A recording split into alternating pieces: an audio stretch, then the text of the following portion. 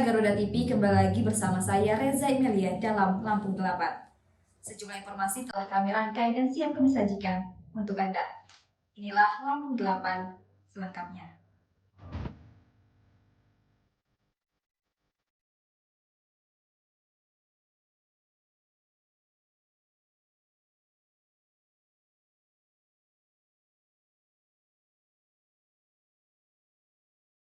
Yang mengasah kinerja pemerintah Provinsi Lampung dalam menjaga inflasi patut diapresiasi. Badan Pusat Statistik mencatat tingkat inflasi tahunan di Lampung pada Januari 2026 rendah nasional.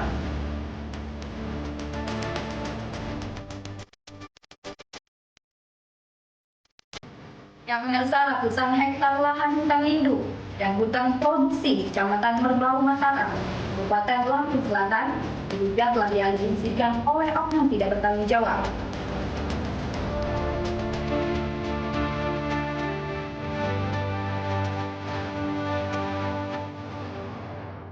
Yang pemirsa pelantikan pejabat struktural pemerintah Kabupaten Lampung Selatan kali ini berlangsung tak biasa. Bukan di ruang rapat berpendingin udara atau gedung mewah, melainkan di terminal Pasar Impres Kalianda.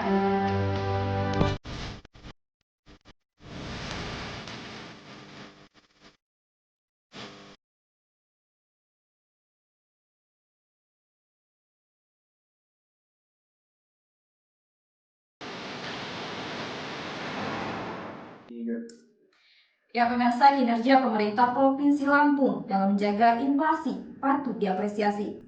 Badan Pusat Statistik mencatat tingkat inflasi tahunan di Lampung pada Januari 2026 terendah nasional, sebesar 1,90% dengan indeks harga konsumen sebesar 109,71.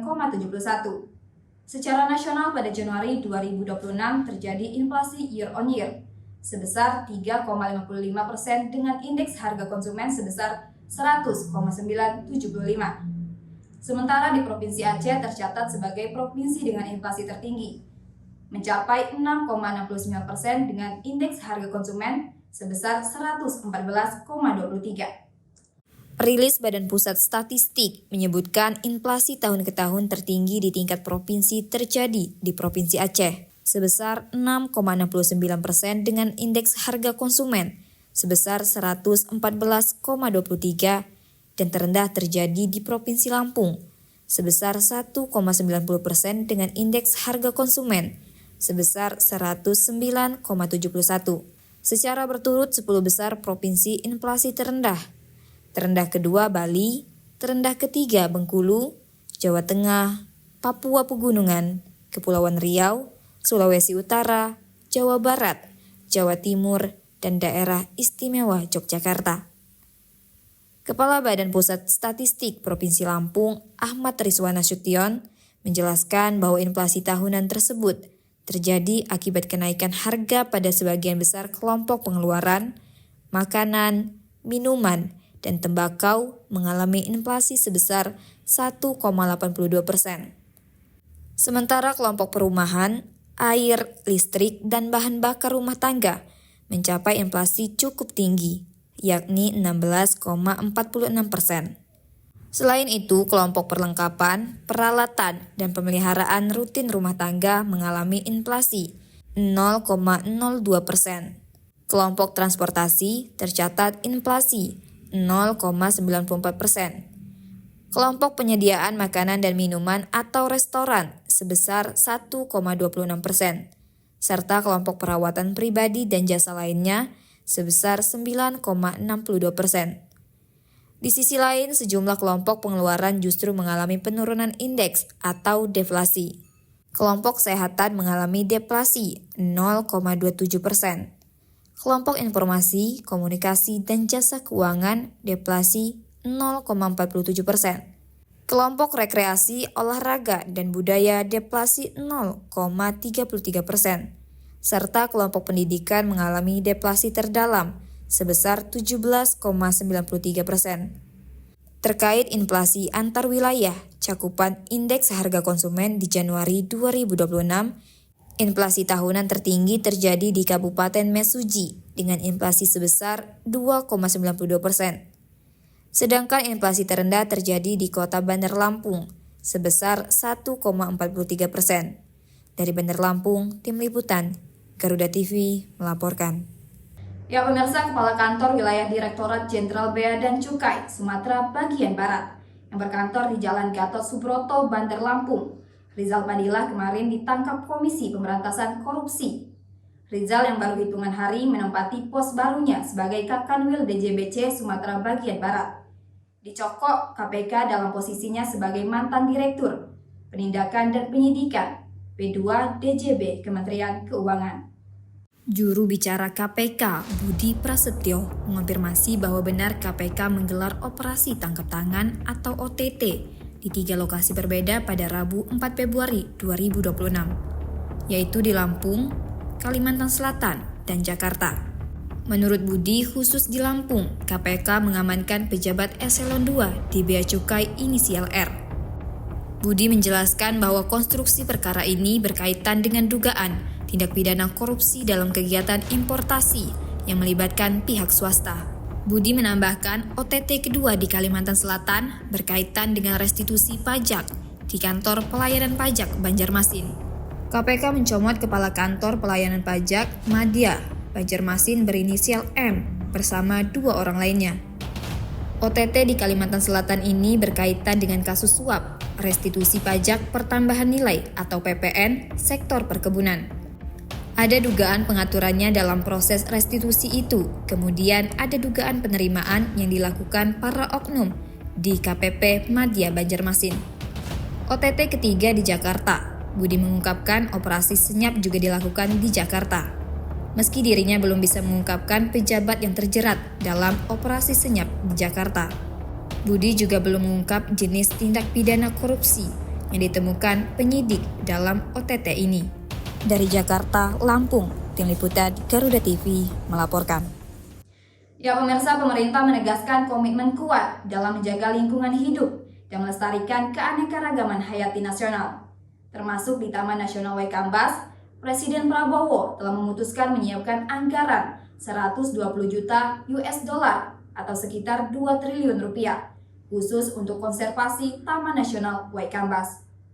Utusan Presiden Bidang Iklim dan Energi Hasim Djoko Kusumo mengungkapkan, bentuk komitmen kuat pemerintah menjaga lingkungan diantaranya ditunjukkan dengan menyiapkan 2 triliun untuk konservasi Waikambas.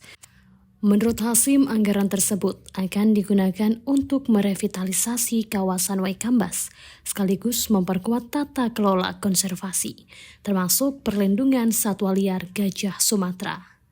Ditegaskan Hasim, langkah ini menjadi bagian dari agenda besar pemerintah dalam memperkuat kawasan konservasi dan taman nasional di Indonesia.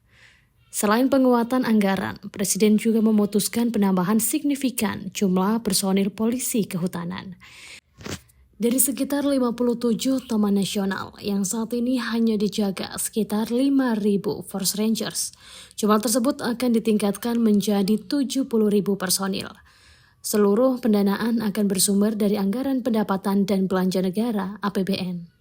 Ini menunjukkan kehendak kuat pemerintah untuk benar-benar menjaga lingkungan hidup dan melestarikan satwa liar. Hasim menyebutkan komitmen tersebut tidak berhenti pada konservasi, tetapi juga mencakup penegakan hukum lingkungan.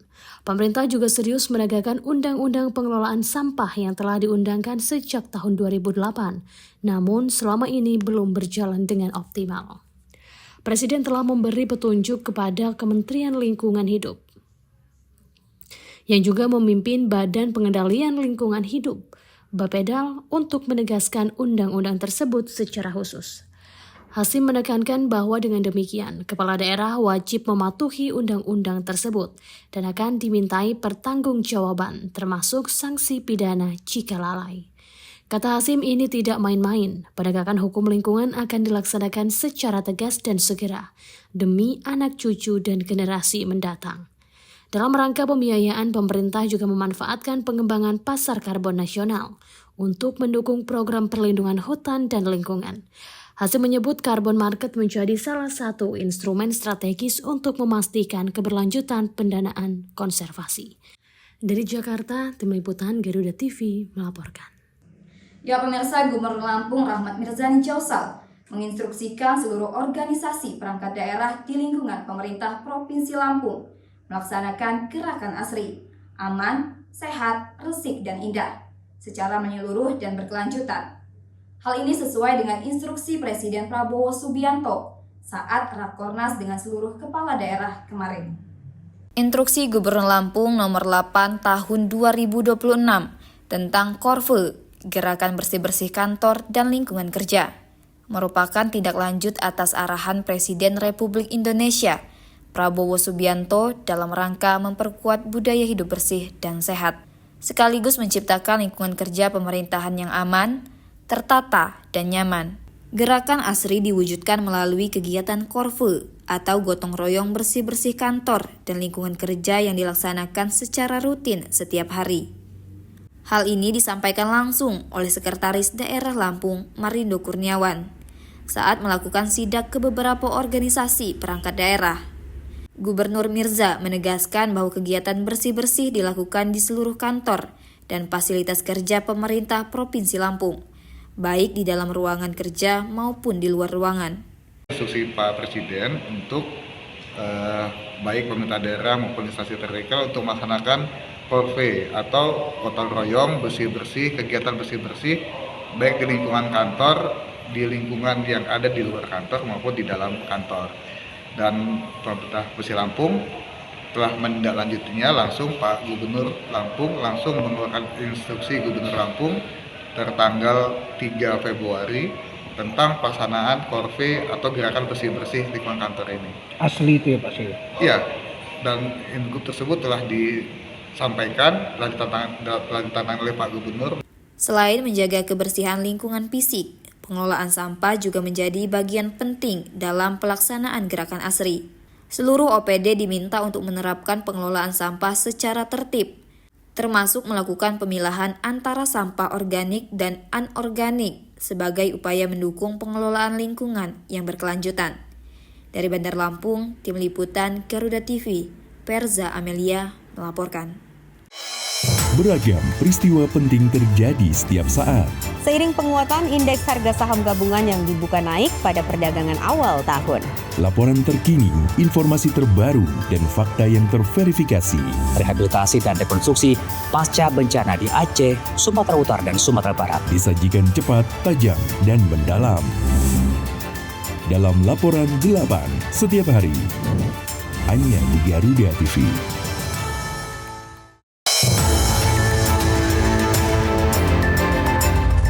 Yang pertama dan paling hangat, informasi yang menemani Anda memulai ragam aktivitas. Dan alhamdulillah sekarang sudah bisa kita lepas. Besok pagi akan dilakukan pemeriksaan medis. Jadikan pagi Anda lebih berarti dengan kabar terkini. Laporan 8 pagi, setiap hari pukul 6 pagi. Hanya di Garuda TV. Kini saatnya update di tengah aktivitas Anda. Bukaan 100 kg sabu jaringan Asia Tenggara. Tak menghambat berjalannya sejumlah program prioritas yang tertuang dalam Asta Cita. Berita terhangat, analisis singkat, dan perkembangan terpenting siang ini. Laporan 8 siang, setiap hari pukul 12 siang. Hanya di Garuda TV. Sepanjang hari, Indonesia dipenuhi beragam peristiwa, dari isu nasional hingga dinamika internasional. Tim SAR gabungan berharap korban segera ditemukan dan dievakuasi dalam kondisi terbaik. Kami hadirkan informasi terkini, akurat, dan terpercaya dalam rangkuman berita malam hari Anda. Laporan 8 malam, setiap hari pukul 10 malam. Hanya di Garuda TV. Ya, pemirsa, Gubernur Lampung Rahmat Mirzani Jausal menegaskan komitmen pemerintah Provinsi Lampung untuk mendukung langkah pemerintah pusat dalam meningkatkan ketepatan sasaran penyaluran program perlindungan sosial melalui digitalisasi bantuan sosial. Komitmen tersebut disampaikan Gubernur Mirza saat menghadiri sosialisasi piloting digitalisasi bantuan sosial dan peran pemerintah daerah yang diselenggarakan Kementerian Dalam Negeri Republik Indonesia di Gedung Sasana Bakti Praja, Kemendagri, Jakarta, Selasa lalu. Menurut Gubernur Pemprov Lampung siap memperkuat koordinasi lintas sektor agar pelaksanaan digitalisasi bantuan sosial dapat berjalan optimal dan memberikan manfaat nyata bagi masyarakat. Gubernur Mirza juga mengajak seluruh perangkat daerah serta masyarakat untuk mendukung penuh implementasi program digitalisasi bantuan sosial. Menurutnya, dukungan dan partisipasi aktif dari berbagai pihak menjadi kunci percepatan terwujudnya sistem penyaluran bansos yang lebih transparan, akuntabel, dan tepat sasaran. Dalam kegiatan tersebut, Gubernur Mirza hadir bersama 24 gubernur lainnya. Para kepala daerah mengikuti arahan Menteri Dalam Negeri yang disampaikan oleh Wakil Menteri Dalam Negeri, Ripka Halu, terkait pentingnya dukungan pemerintah daerah dalam memperluas piloting digitalisasi bantuan sosial. Sosialisasi ini merupakan bagian dari upaya pemerintah pusat dalam mentransformasi tata kelola perlindungan sosial agar lebih tepat sasaran melalui pemanfaatan digital public infrastruktur. Kegiatan diawali dengan arahan Ketua Komite Percepatan Transformasi Digital Pemerintah KPTDP, Luhut B. Panjaitan, yang menegaskan bahwa transformasi digital menjadi kunci utama dalam perbaikan tata kelola pemerintahan, khususnya dalam penyelenggaraan program perlindungan sosial. Melalui kegiatan tersebut, pemerintah Provinsi Lampung berharap dapat meningkatkan kesiapan daerah dalam mendukung kebijakan nasional. Digitalisasi bansos sekaligus memperkuat sinergi lintas sektor, guna meningkatkan kualitas pelayanan perlindungan sosial bagi masyarakat. Dari Jakarta, Tim Liputan Garuda TV melaporkan. Ya pemirsa, ratusan hektar lahan hutan lindung dan hutan produksi di Kecamatan Merbau Mataram, Kabupaten Lampung Selatan, diduga telah dialihfungsikan oleh oknum tidak bertanggung jawab. Mirisnya, aktivitas ilegal mulai dari tambang pasir tanpa izin hingga perkebunan kelapa sawit yang telah berlangsung selama 5 tahun. Beginilah kondisi terkini kawasan hutan lindung di Kecamatan Merbau Mataram, Lampung Selatan, akibat aktivitas tambang pasir ilegal. Sejumlah kawasan hutan berubah menjadi lubang-lubang besar sedalam 2 hingga 4 meter. Dinas Kehutanan Provinsi Lampung mencatat aktivitas penambangan pasir ilegal di wilayah ini telah terjadi sejak tahun 2021 hingga tahun 2025. Tercatat 15 titik tambang ilegal yang tersebar di 4 desa. Pada Februari 2026, jumlah titik tambang ilegal berkurang menjadi 10 lokasi. Berkurangnya aktivitas diduga bukan karena penindakan hukum, melainkan karena material pasir di sejumlah titik telah habis. Betul bahwa kegiatan tersebut ilegal di dalam kawasan. Kami sudah melakukan pemanggilan, mungkin sudah dibuatkan berita acara, kemudian kami sampaikan ke dinas terkait laporan selanjutnya. Mungkin dinas sudah berkoordinasi dengan Gakum Kementerian karena kewenangan di dalam kawasan itu merupakan kewenangan Kementerian Kehutanan. Mungkin saat ini sedang dalam proses di penegakan hukum Gakum. Tak hanya merusak lahan, tambang pasir ilegal juga memicu alih fungsi kawasan hutan. Sekitar 800 hektar hutan lindung kini berubah menjadi perkebunan kelapa sawit. Dinas Kehutanan Provinsi Lampung mengaku keterbatasan personil dan anggaran menjadi kendala dalam penindakan. Hingga saat ini, para pelaku aktivitas ilegal tersebut belum berhasil ditangkap. Kita sudah identifikasi beberapa masalah-masalah yang ada dalam KPH Batu Serampok. Selain penambangan liar, kita di situ juga ada penanaman sawit, kemudian semakin maraknya fasos dan pemukiman. Kalau kita persentase lebih kurang sekitar 50%. Dari total? Dari sekitar 8.000 hektar. Jadi langkah tegas menurut pendapat saya selaku polisi kehutanan bahwa segerakan turunkan tim satgas dari pusat, apakah dia dari tim satgas penertiban kawasan hutan ataupun tim satgas lain dari Gakum ataupun beserta instansi yang lain. Kita harus melakukan operasi gabungan karena kalau hanya mengandalkan personil KPH rasanya tidak mungkin. Masyarakat mendesak aparat penegak hukum bertindak tegas memberantas oknum perusak hutan yang memperkaya diri sendiri dengan mengatasnamakan kepentingan rakyat. Dari Lampung Selatan, Tim Liputan Garuda TV, Hari Afriansyah melaporkan. Ya pemirsa, meski izin operasional SMA 1 Siger Yayasan Perkasa Bunda dari Dinas Pendidikan Provinsi Lampung tidak terbit, proses belajar mengajar di sekolah SMA Siger masih tetap berjalan normal tanpa hambatan. Dewan guru yang mengajar di sekolah tersebut berharap agar sekolah tidak tutup karena banyaknya siswa yang sudah bersekolah di SMA Siger. Polemik belum terbitnya izin operasional SMA 1 Siger dari Dinas Pendidikan Provinsi Lampung menimbulkan kekhawatiran di kalangan orang tua dan pihak sekolah. Namun di tengah kondisi tersebut, aktivitas belajar mengajar di SMA 1 Siger Yayasan Prakarsa Bunda tetap berlangsung seperti biasa. Perwakilan pihak sekolah, Tari, yang merupakan guru SMA 1 Siger Yayasan Prakarsa Bunda, menyampaikan harapannya agar SMA Siger tetap berjalan sebagaimana mestinya. Menegaskan apabila sampai terjadi penutupan, pihaknya menyatakan tidak setuju karena akan berdampak langsung pada masa depan para siswa. Saya sih berharapnya SMA Siger itu tetap berjalan sebagaimana biasa.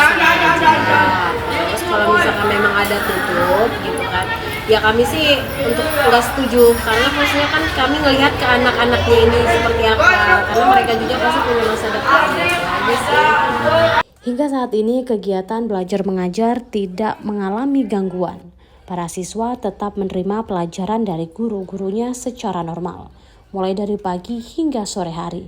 Terkait belum terbitnya izin operasional dari Dinas Pendidikan Provinsi Lampung, sekolah mengaku sudah menerima informasi tersebut melalui arahan yang disampaikan oleh Kepala Dinas Pendidikan Kota Bandar Lampung, Eka Afriana, termasuk dari pihak Siger 1 dan Siger 2. Dari Bandar Lampung, Tim Liputan Garuda TV, Elta Metia melaporkan.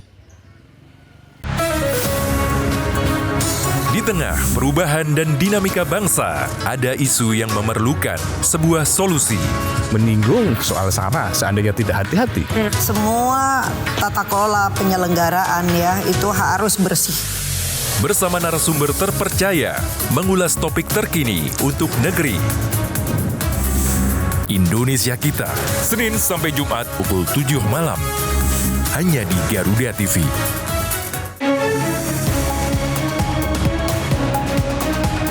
Rangkaian informasi terkini dan mendalam, mengupas peran strategi dan peran penting para pengambil kebijakan. Orang yang bersih, orang yang tidak korup. Kuotanya sudah dinaikkan 15%. Menghadirkan fakta, bukan wacana. Kalau LPMK pun saya tantang. Dalam Kabinet Merah Putih, Senin sampai Jumat pukul 5 sore. Hanya di Garuda TV.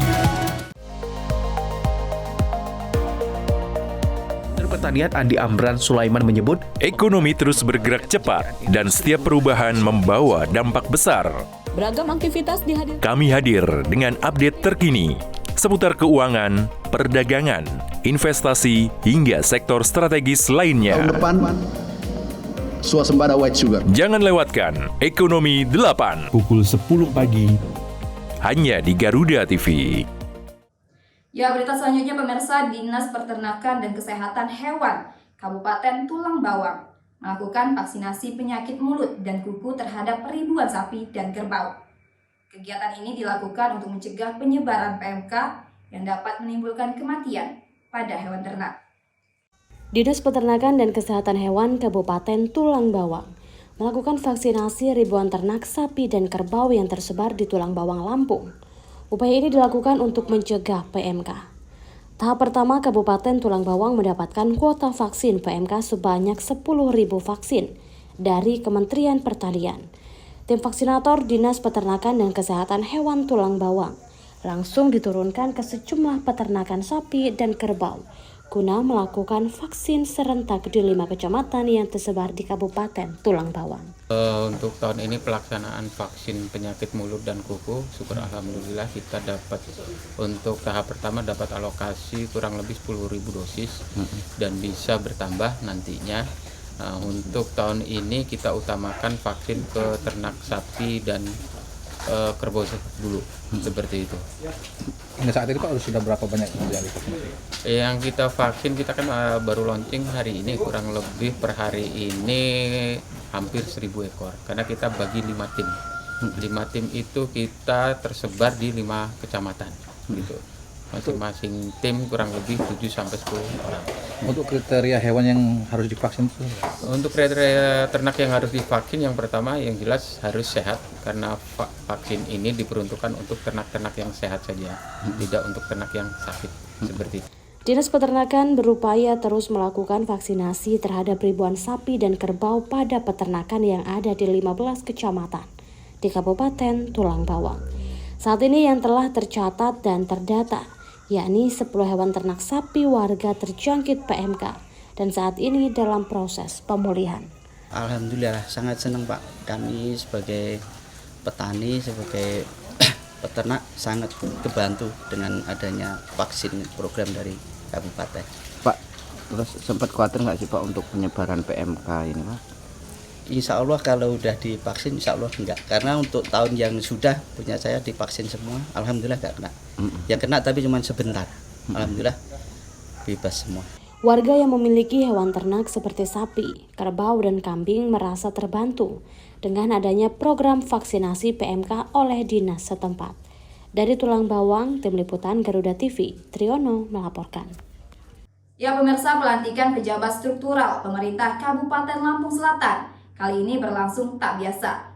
Bukan di ruang rapat berpendingin udara atau gedung mewah, melainkan di Terminal Pasar Impres Kalianda.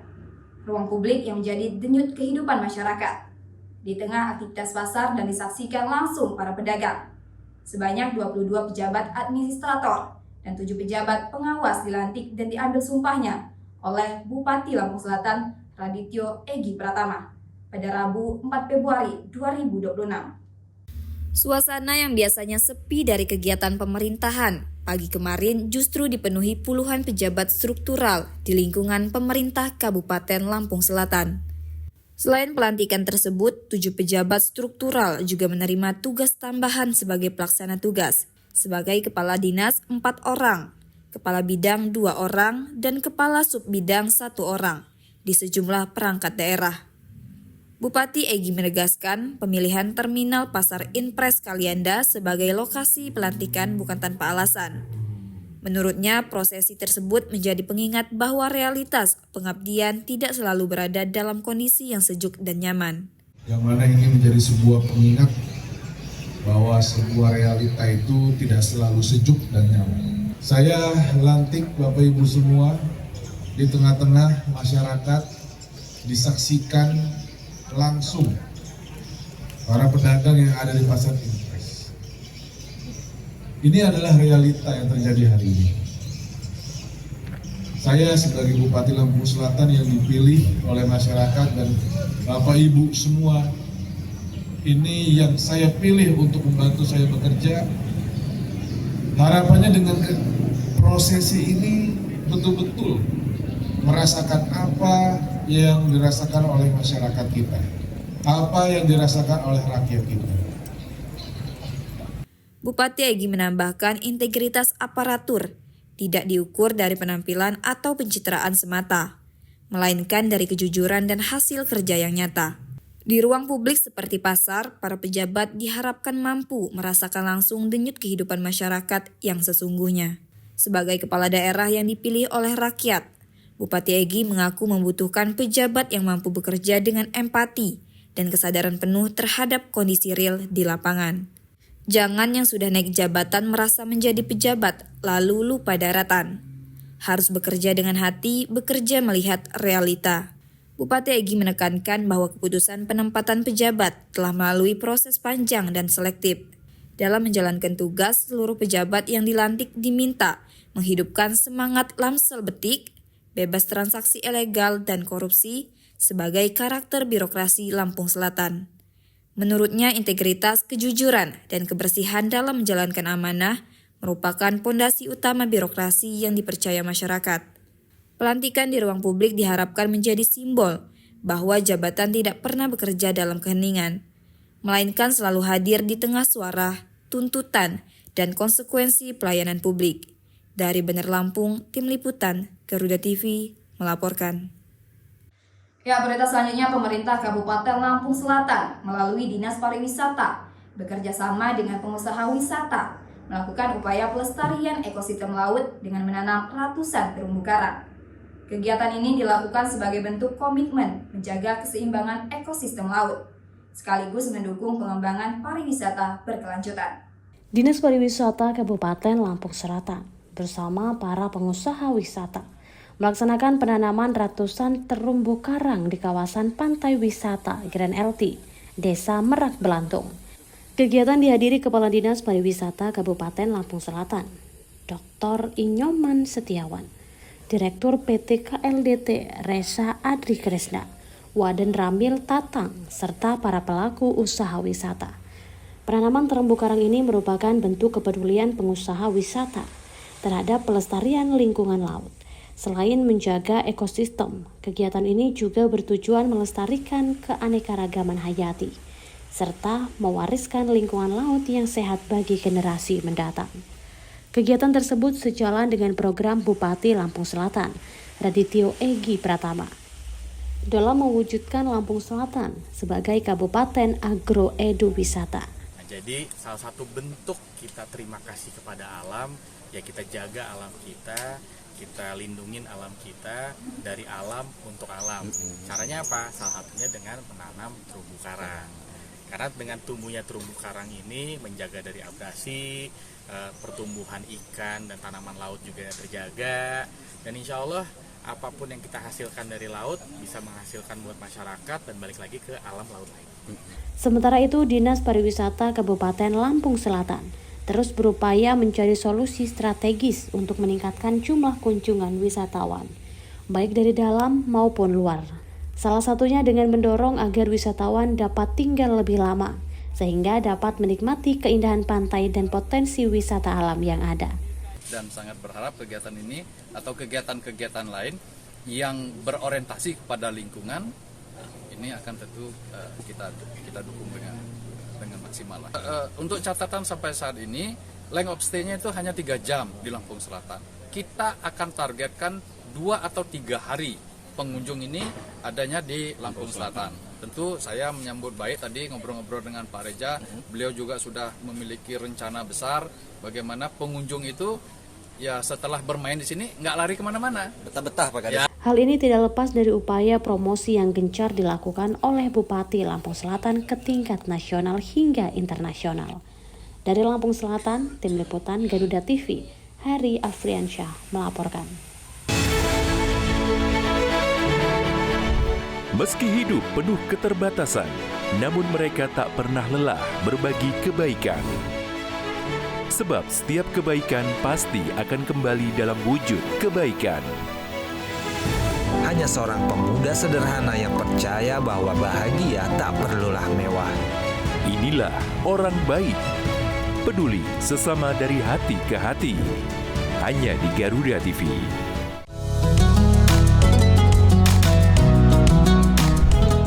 Melalui konsep dakwah santai dan edukatif, mengajak pemirsa memahami ajaran Islam melalui pendekatan ringan dan penuh kehangatan.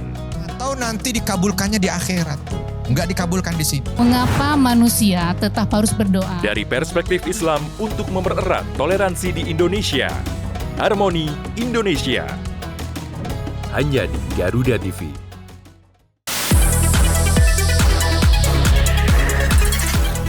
Dunia hiburan memang selalu penuh warna. Drama panggung yang tak terlupakan hingga cerita cinta yang menghebohkan. Rahasia di balik kesuksesan para selebriti. Adegan intens, suasana lokasi yang menegangkan. Kehebohan apa saja yang terjadi saat ini. Saksikan Gosip Panas Selebriti. Hanya di Garuda TV.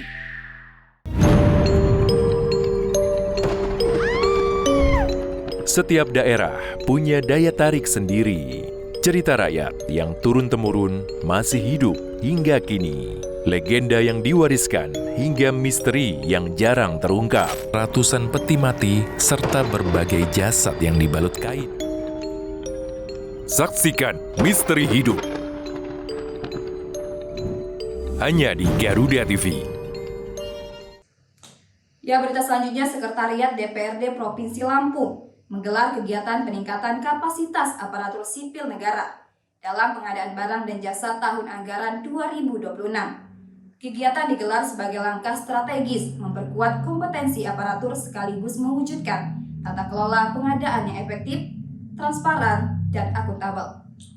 Kepala Bagian Umum Sekretariat DPRD Provinsi Lampung, Rizko Ramadinata Putra, menegaskan bahwa transformasi digital dalam pengadaan menjadi keniscayaan yang tidak dapat ditunda.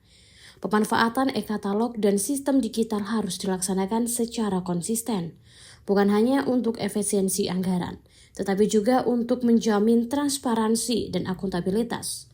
Ditambahkan Rizko, digitalisasi pengadaan tidak sekedar penggunaan aplikasi, melainkan menuntut perubahan pola pikir dan budaya kerja aparatur agar lebih adaptif terhadap teknologi.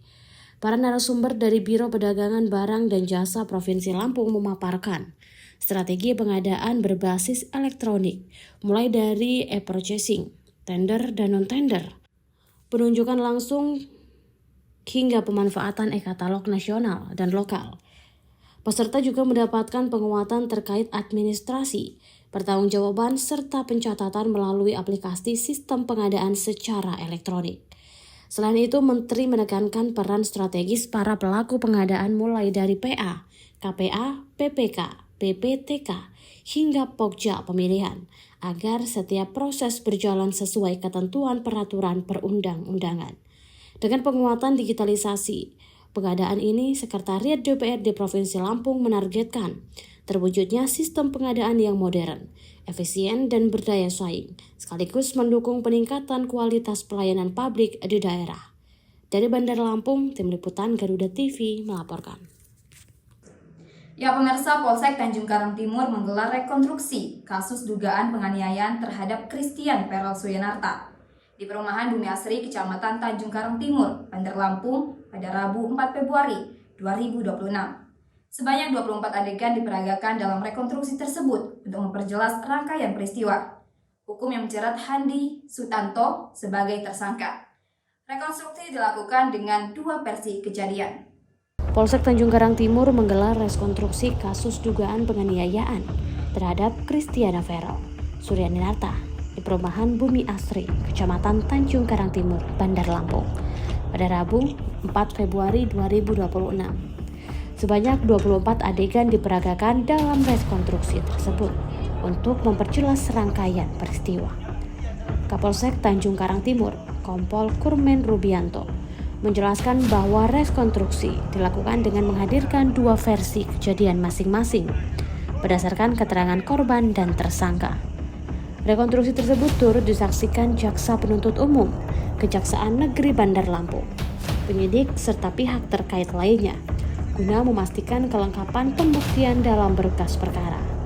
Jaksa Penuntut Umum Kejari Bandar Lampung, Edman Putra menjelaskan, rekonstruksi dilakukan sebagai rangkaian penegakan hukum selanjutnya. Kalau dari versi korban itu dia dipukul, tapi dari versi si tersangka itu saling pukul. Terkait dengan laporan yang Polda itu kan nanti mereka punya hak ya. Saya hanya meneliti berkas yang masuk dari Polsek TKT. Kasus ini berawal dari laporan Christiana Perel Suyanarta ke Polsek Tanjung Karang Timur pada 16 Desember 2025 terkait dugaan penganiayaan yang terjadi di perumahan Bumi Asri. Akibat kejadian tersebut, korban mengalami sejumlah luka fisik, di antaranya luka pada jari tangan, bibir pecah, gangguan rahang, serta kerusakan kacamata. Berdasarkan hasil penyelidikan dan visum, penyidik Polsek Tanjung Karang Timur menetapkan Handi Sutanto sebagai tersangka pada 9 Januari 2026 dan menjeratnya dengan pasal 353 atau pasal 351 KUHP tentang penganiayaan. Dari Bandar Lampung, Tim Liputan Garuda TV, Hermawan Kanujaya melaporkan. Seorang pengendara sepeda motor mengalami pecah pembuluh darah setelah tertabrak truk di depan stasiun pengisian bahan bakar umum Haji Menang, Kecamatan Natar, Lampung Selatan. Kecelakaan melibatkan 3 kendaraan, diantaranya 2 unit truk dan 1 sepeda motor. Korban langsung dilarikan ke rumah sakit untuk mendapatkan perawatan intensif. Peristiwa kecelakaan beruntun terjadi di Jalan Lintas Sumatera, tepatnya di depan stasiun pengisian bahan bakar umum Haji Mena, Kecamatan Natar, Lampung Selatan, pada Selasa lalu. 2 unit truk Coles diesel berwarna coklat dan 1 unit sepeda motor terlibat dalam kecelakaan yang hampir merenggut korban jiwa ini. Pengendara sepeda motor Imam Saputra berusia 34 tahun mengalami patah kaki kiri, luka robek pada kaki kanan, serta luka lecet pada tubuhnya. Selain itu, ia juga mengalami cedera kepala, bahkan pecah pembuluh darah di kepala. Tak cuma pengendara motor, korban luka juga seorang pejalan kaki bernama M. Rizky, berusia 31, yang juga mengalami luka-luka di kaki kanan, memar pada bagian dada, dan pendarahan di telinga kiri. Kedua korban mendapatkan perawatan intensif di Rumah Sakit Bayangkara. Kasat Lantas Polres Lampung Selatan, AKP M. Erza Trisyaputra Nasution, mengungkapkan awal mula kecelakaan yang mengakibatkan pengendara motor dan pejalan kaki tersebut luka-luka.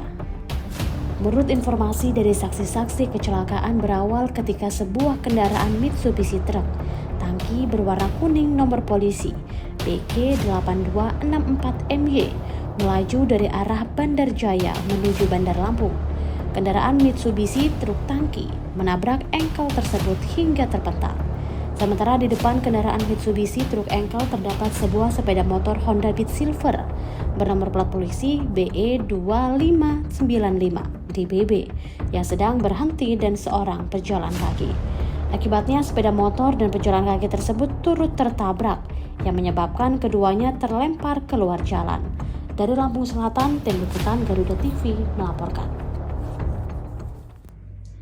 Ya pemirsa, informasi tadi sekaligus menutup perjumpaan kita pada hari ini. Tetap saksikan Lampung 8 dimanapun Anda berada. Saya Reza Emilia beserta kru dan jajaran yang bertugas pamit undur diri dan sampai jumpa.